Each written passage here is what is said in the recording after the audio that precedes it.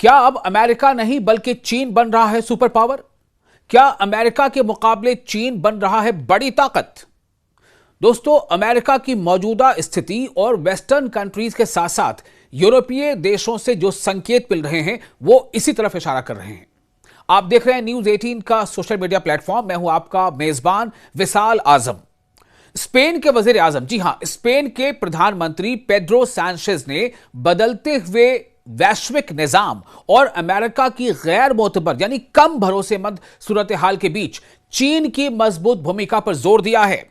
Pedro Sanchez ने कहा है कि अंतरराष्ट्रीय निजाम की स्थिरता चीन की भागीदारी के बगैर मुमकिन नहीं है।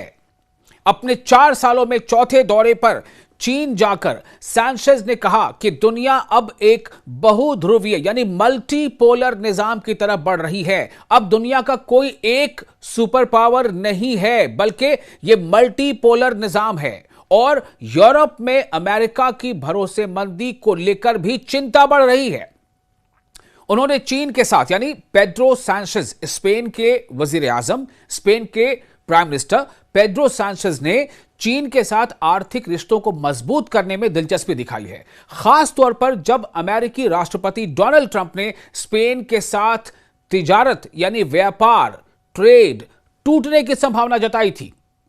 स्पेन के प्राइम मिनिस्टर जो बीजिंग में अपने चीनी समकक्ष ली क्यांग के दावत पर, उनके निमंत्रण पर मौजूद थे, उन्होंने यूरोप और चीन के बीच हर सतह पर आदान प्रदान और सहयोग बढ़ाने की अहमियत पर जोर दिया।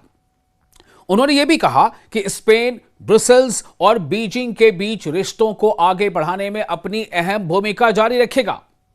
यह दौरा मैड्रिड की ओर से वॉशिंगटन की नीतियों पर जारी कड़ी आलोचना के बीच हुआ है, जिसमें 28 फरवरी को ईरान के खिलाफ इस्राएली शासन के साथ मिलकर की गई बिना उकसावे वाली कार्रवाई भी यानी हमला भी शामिल है। स्पेन ने उन उड़ानों के लिए अपना हवाई क्षेत्र बंद कर दिया जो इस कार्रवाई में मदद कर रही थी, जिस पर अमेरिकी अधिकारियों की ओर से कड़ी प्रतिक्रिया सामने आई। देश ने इस्राएली शासन के खुले समर्थन पर भी अमेरिका की सख्त आलोचना की। किसने? स्पेन ने। जबकि तेल अवीव पर पश्चिम एशिया में गंभीर अत्याचारों के आरोप हैं। चीन ने क्या कहा? जंगल के कानून, इसकी चेतावनी दी है चीन ने। बैठक के दौरान चीनी राष्ट्रपति शी जिनपिंग ने स्पेन के साथ आर्थिक सहयोग मजबूत करने पर जोर दिया और अंतरराष्ट्रीय संबंधों में जंगल के कानून की ओर लौटने से चेतावनी दी। यानी जंगल के कानून, आप समझ सकते हैं ना। शी जिनपिंग ने कहा है कि वैश्विक अराजकता और अशांति के बीच चीन और स्पेन को अपना तालमेल और मजबूत करना चाहिए, जहां इंसाफ और ताकत के बीच मुकाबला चल रहा है। उन्होंने इशारा किया कि वैश्विक मामलों में एक तरफा रवैया और कानूनी नियमों से हटकर चलना ठीक नहीं है और कहा कि किसी भी देश का अंतर्राष्ट्रीय कानून और व्यवस्था के प्रति रवैया उसके विश्व दृष्टिकोण और जिम्मेदारी की भावना को दर्शाता है, इसे वाज़ेह करता है।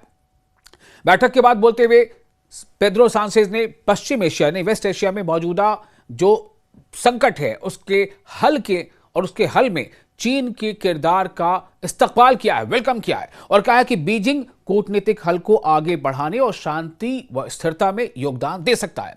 उन्होंने यह भी कहा कि बहुपक्षीय यानी मल्टीपोलर व्यवस्था में सुधारों की जरूरत पर चर्चा हुई ताकि वो आज की बहुध्रुवीय वास्तविकता, मल्टीपोलर रियलिटी को बेहतर ढंग से दर्शा सके।